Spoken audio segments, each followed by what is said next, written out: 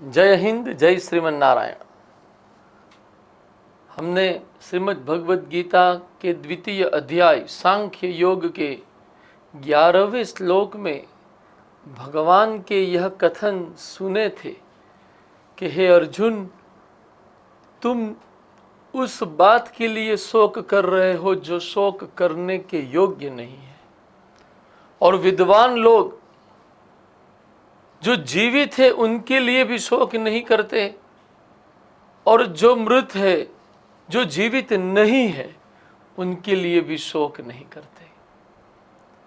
भगवान यह कथन कहने के पश्चात इस कथन को ही, इस बात को ही आगे विश्लेषित करना और समझाना प्रारंभ करते हैं।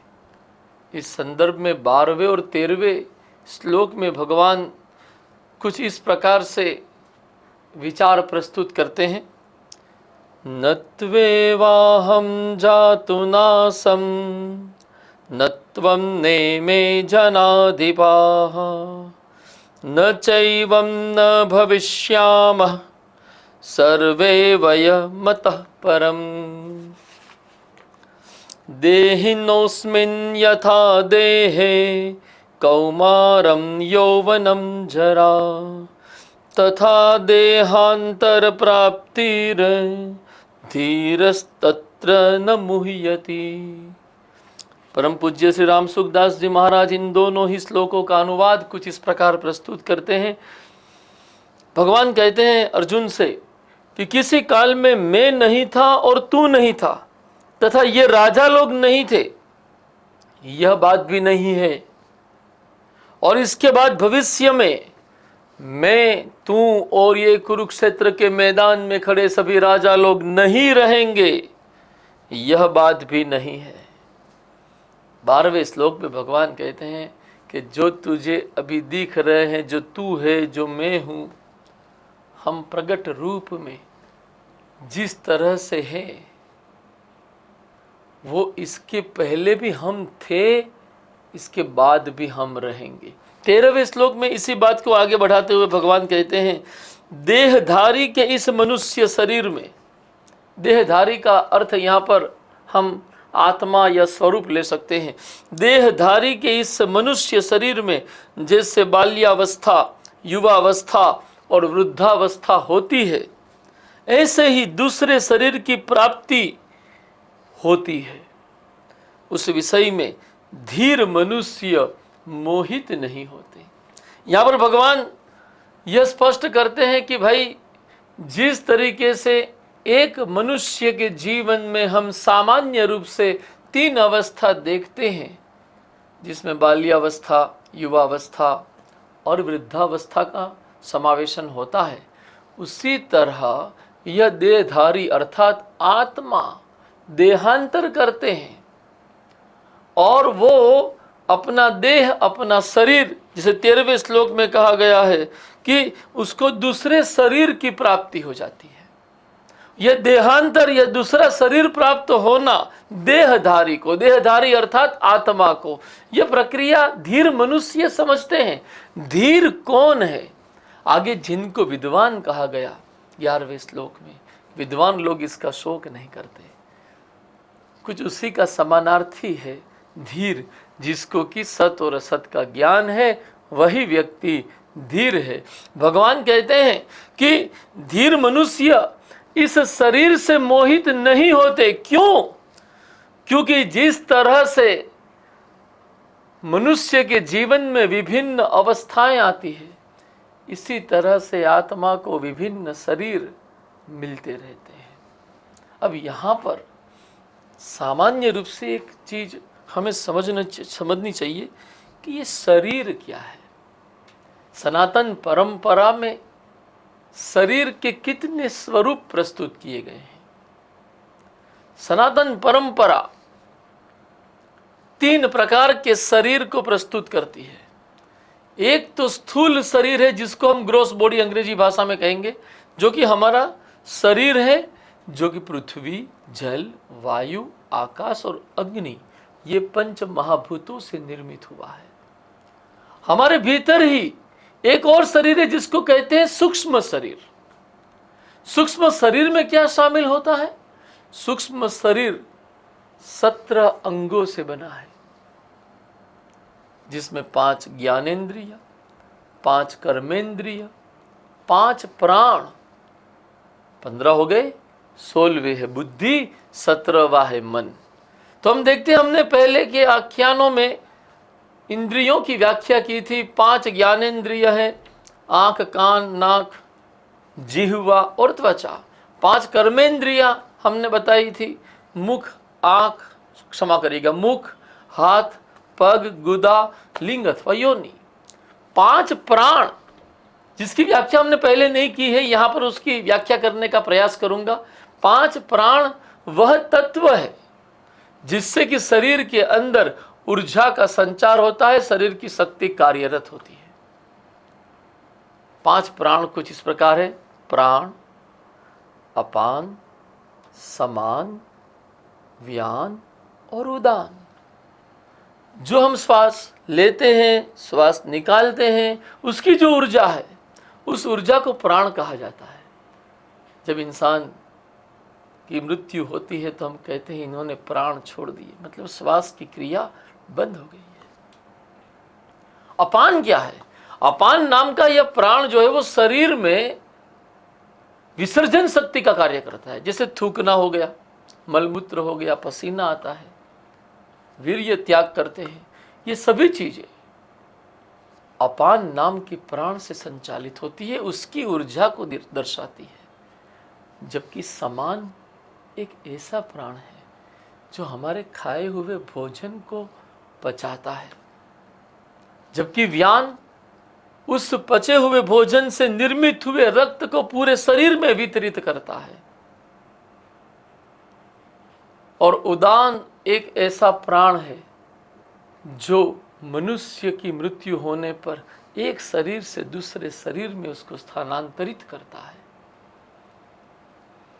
सूक्ष्म शरीर 17 अंगों से बने हैं, 5 कर्मेंद्रिय, 5 ज्ञानेंद्रिय, 5 प्राण, मन और बुद्धि। तीसरा शरीर है हमारे भीतर, उसे कहते हैं कारण शरीर।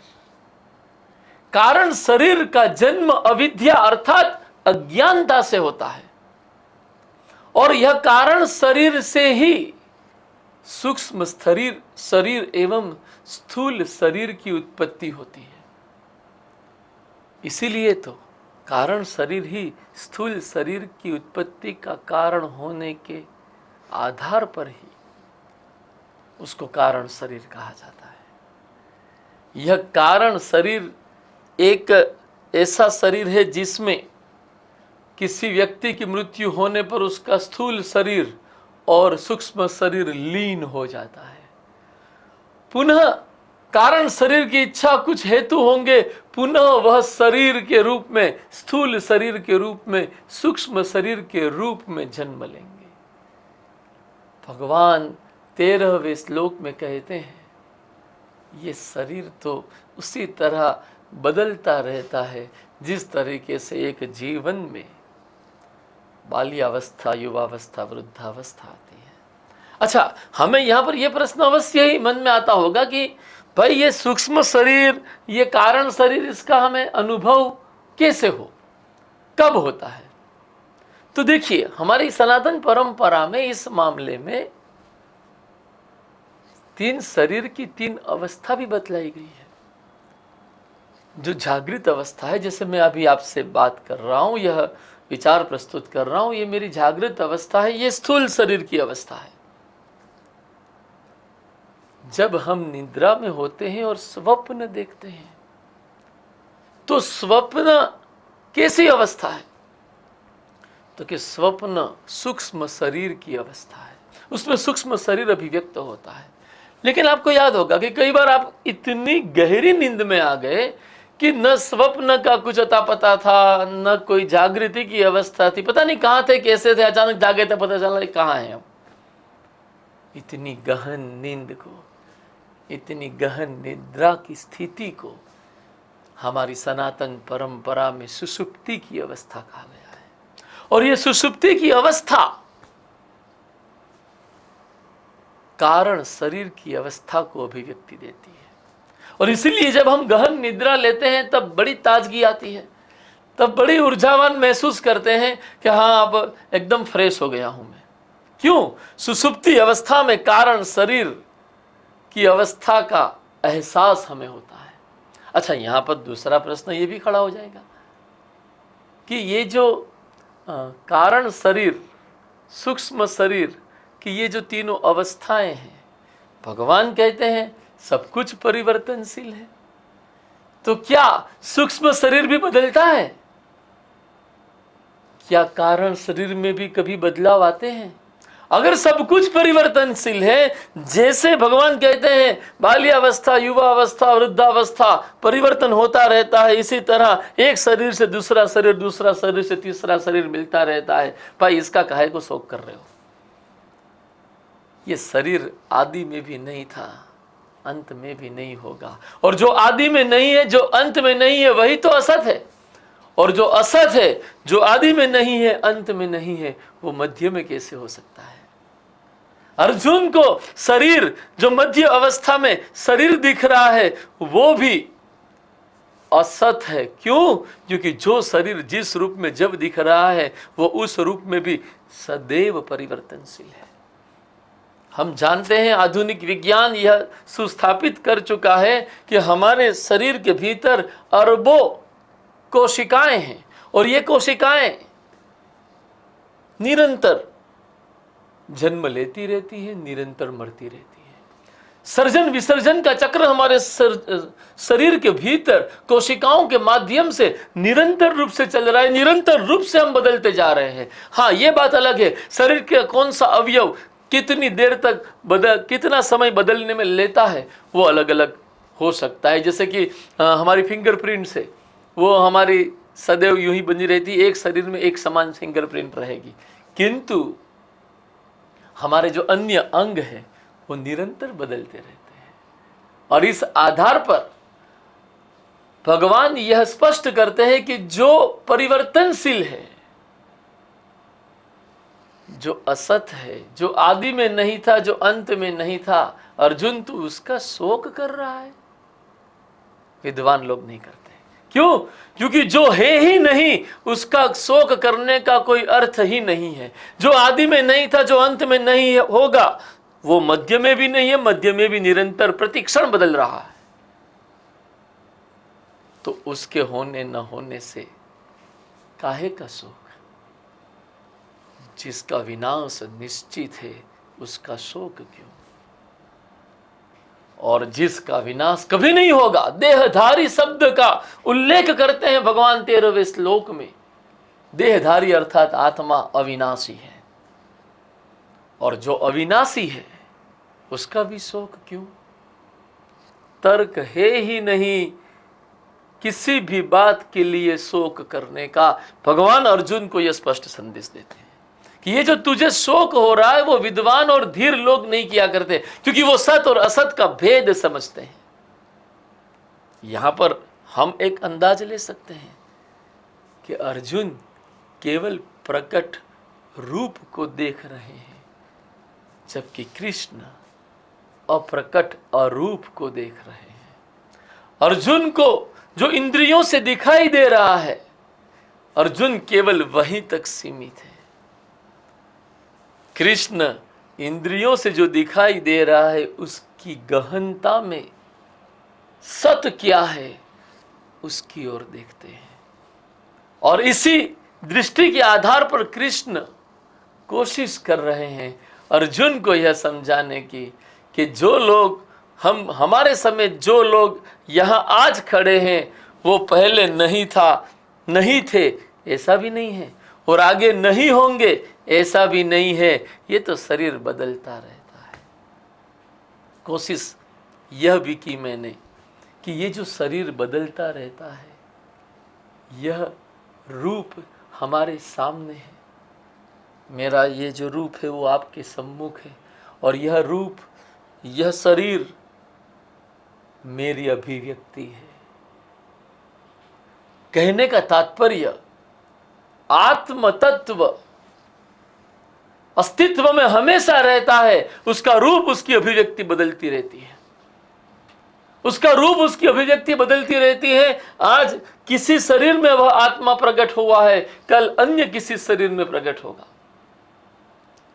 सत्य तो यह है कि जो सत्य है वो कभी मिटाया नहीं जा सकता।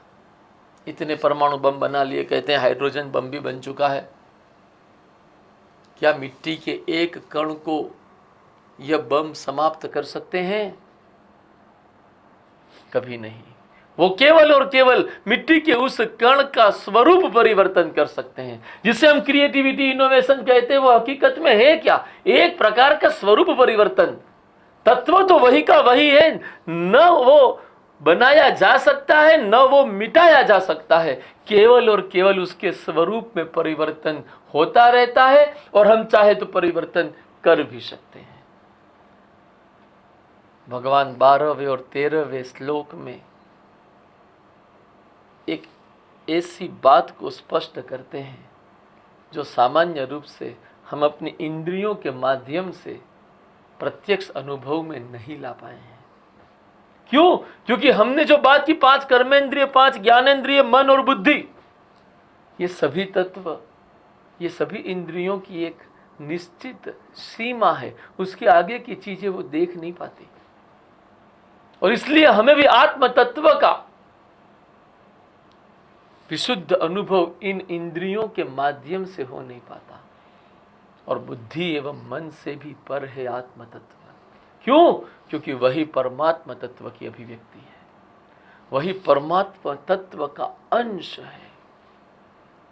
आगे 14वें और 15वें श्लोक में भगवान असत की व्याख्या करते हुए और सत्य की व्याख्या करते हुए अर्जुन को यह समझाने की कोशिश करेंगे कि तेरा शोक करने का कोई अर्थ ही नहीं है, तू निरर्थक ही शोक में बैठा हुआ है। इसी के साथ इस व्याख्यान को विराम देंगे।